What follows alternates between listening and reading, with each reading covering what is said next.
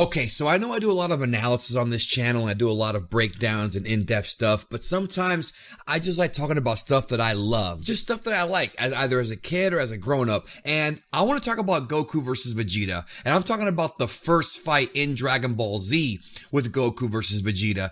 I know that Goku versus Majin Vegeta is a good fight, it's a fun fight, and it is great, but it's great for its own reasons, and the main reason behind that fight being so great is because of Vegeta's demeanor and the choices that he kind of underwent mentally before he got to that point where he was able to become Majin. I went into explicit detail about this in my Majin Vegeta Explained video, but that fight would not exist if it wasn't for the very first fight between Goku versus Vegeta, which a lot of people have said is their favorite fight in Dragon Ball Z. And whether or not you consider it your favorite fight, Goku versus Vegeta in DBZ is the gateway drug for many fans. I can't even tell you how many DBZ fans got into the series from this fight, from watching this fight, everything that happened in it from beginning to end, Goku, Vegeta, the moves, the Kaioken, the Kamehameha, the Gallic Gun. This fight is blood, sweat, and tears. This fight is everything that personifies the action side of Dragon Ball Z. So I want you guys who have seen this fight either in Z or in Kai, it doesn't matter what version you watch, I want you to go back and watch it in the original Dragon Ball Z in Japanese, because kind of experience the way that Nozawa and Horikawa really put everything into this fight. I mean, this was a performance of a lifetime for both of them. But either way, if you watch Sean Schemmel and Chris Sabat, or if you watch Ian Corlett and Brian Drummond, or if you watch even the Spanish dub with Mario Castañeda and Rene Garcia, everyone who has ever dubbed this fight has done just a great job.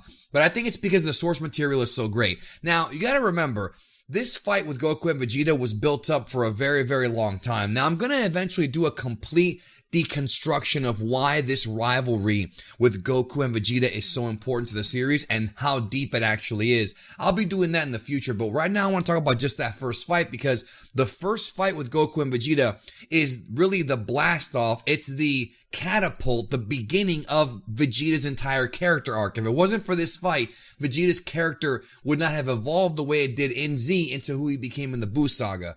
But you have to remember as well that this fight itself was built up for a long time, even though Goku and Vegeta didn't even know who each other were. The whole backstory where Raditz shows up and tells Goku who he really is, and then Goku dies, and then Goku's training for a year because we're constantly being told by the narrator, by Raditz, by, Kai-Osama, King Kai, we're constantly being told over and over again that Vegeta and Nappa, the Saiyans, are a serious threat beyond anything else. If you're watching this in order from Dragon Ball into Z, you would think that Piccolo, Demon King Piccolo, was the biggest threat the Earth ever faced. I mean, he took over the Earth, he was destroying the Earth, but Dragon Ball Z then raises the power scale humongously by introducing Goku's brother, and he would later on say, well, guess what? You think I'm strong? Well, the other two guys that survived Planet Vegeta, yeah, they're gonna make mincemeat out of you. They're gonna fuck you up. So we have a year-long build-up where we have this potential with Gohan and Piccolo and this great sort of character arc, sort of story development between those two characters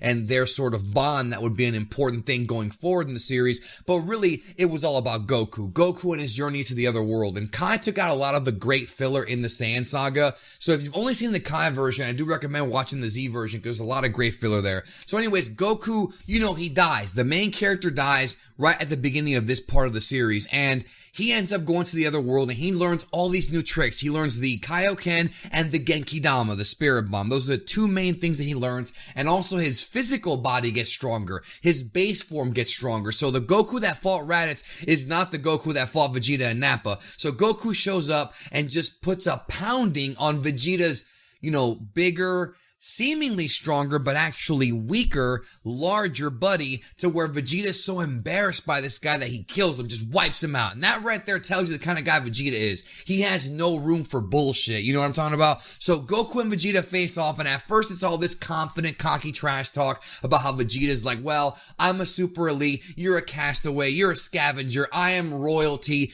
Then the fight begins. They start trading hands back and forth, blah, blah, blah, blah, blah, blah. And Vegeta shows that he's not a pushover, yo. Yeah, he's a super elite. Yeah, he's a tough guy. He did not lie to Goku. He's really damn strong. And he's talking shit to him. He's like, oh, is that all you got? Show me your real power. And Goku's like, all right, you know what? I'm going to show you my real power. And he starts to glow white. Like, he just, powers up glowing white. And then he's like, Kaioken. just powers up. And you know what? Right now, I don't want you to don't click off the video, but I want you to pull up the episodes. Dragon Ball Z episode 30. Pull it up if you're at home, if you're able to do it. Have it ready, because when you get done with this video, go watch it. Because the whole episode, you got to fast forward to about maybe like 4 or 5 minutes into it, after there's some, recap stuff and some talking stuff, and then you get the fight, and most of the episode is just the fight. So get it pulled up right now so you can watch it again, and watch it over and over and over again if you haven't, because it's awesome. Anyway, so Goku does the Kaioken, and then the tables have turned. And Goku just flicks his wrist, and Vegeta's like, what? And the mountain blows up underneath him, like, what the hell? Then he hits him with a big right hand to the grill piece, and Vegeta's eyes are like wide, like, I cannot believe this man just hit me. Then Goku starts to wail on his face with those left jabs, bam, bam, bam, bam, bam, like freaking, like the way Mickey taught Rocky, just left jabs, right to the jaw, right to the jaw, right to the jaw. Then a big kick, and Goku comes in for the kill, but Vegeta sees him, and then boom, kicks him in the freaking face. And he's like, yeah, bitch, your Kaioken might have knocked out my boy, but I ain't a pussy, bro. Keep thinking I'm candy. That's what Vegeta told him right there, bro. Anyways, so Goku has this like shocked look on his face. Like he's like a shocked look. And then Vegeta starts laughing at him like, is that the limit to that? Is that all you've got? Because if so, I'm going to be real disappointed. Goku realizes that the Kaioken isn't enough on this man. And then Goku's like, man, this guy's a powerful bastard. But then he smiles and says, I'm kind of getting excited, which is the first kind of indicator in this fight that, yeah, he is a Saiyan and he loves to fight. You know what I'm saying? And that's when he starts to really start to enjoy this thing. And then Vegeta's like, why is he smiling? Did he give up? Is he being defiant?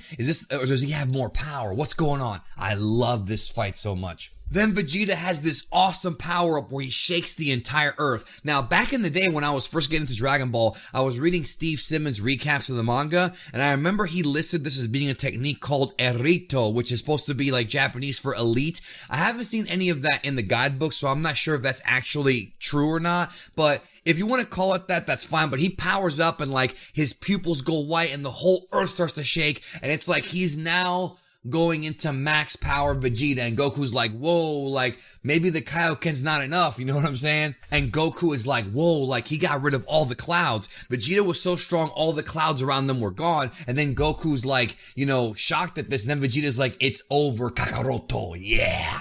So he starts to drop some hurting bombs on Goku, bro. He starts to ravage Goku. Goku has to go into Kaioken ×2, a double Kaioken, the highest he's allowed to go in, but Vegeta is still on him.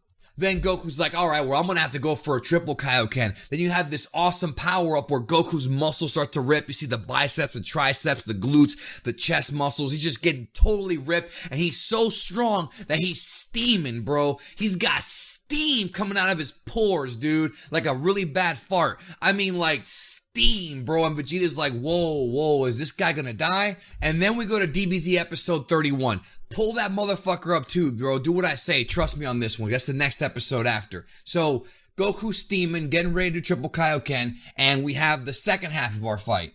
And he hits Vegeta with that big ass right hand, then comes around the back, boom, catches him again. Then Vegeta's pissed, bro. He comes out of the mountain with his arms up like, blah. He's got fucking veins and shit. He's like, how dare you? Then we have that awesome scene where they go back and forth. Vegeta goes for a big left. Goku ducks. Boom! Uppercut right to the freaking stomach, bro. Right in the solar plexus. He almost hit him in the damn liver, bro. And if you would have hit him in the liver, that would have been quite painful. And Vegeta's in so much pain. You know what? It might have been the liver. It might have actually been the liver. And Vegeta, do Saiyans even have livers? I guess they do. They're like humans. So Vegeta's like holding his freaking stomach because of how much in pain he is. So then Goku keeps pounding Vegeta, pounding him ruthlessly, over and over again, to where Vegeta starts to question, his own power. He looks at his own blood and he's like, how dare I have my noble blood shed over this piece of trash? He's like, I cannot believe that this low-class warrior made me bleed. And that's when he says, you know what? This planet is history. Then he jumps up and he's like, you know what? I'm going to kill you and I'm going to kill the planet. And we see the first ever Gallic hole, the Gallic gun. And then Goku's like, all right, well, I got one of my own. He does the epic Kamehameha. I don't care what dub you're watching, yo, this scene is epic. So he's powering it up, and it's the triple Kaioken Kamehameha, and they have the freaking beam struggle. The first major beam struggle in Dragon Ball Z. Not the first one in Dragon Ball, but the first one in the Z portion. They're going back and forth, and the whole earth, there's rocks flying everywhere, like, the whole earth is just shattering apart, and then Goku says ×4 and sends Vegeta packing. It's freaking perfection. It might not be the best fight in the entire series. According to you, you have a right to your opinion, and so do I. It's definitely not my number one, but it's in my top 3 without question. And it's only 2 episodes. You don't have to have a fight go 9-10 episodes. It's just 2 episodes of well done, well crafted magic. And in the manga, it's just as good. So go and watch Goku vs. Vegeta again, and remember how awesome Dragon Ball was, and let's enjoy it together. Thanks for watching, motherfuckers. I love all of you to death, and this was fun. Talk to you soon.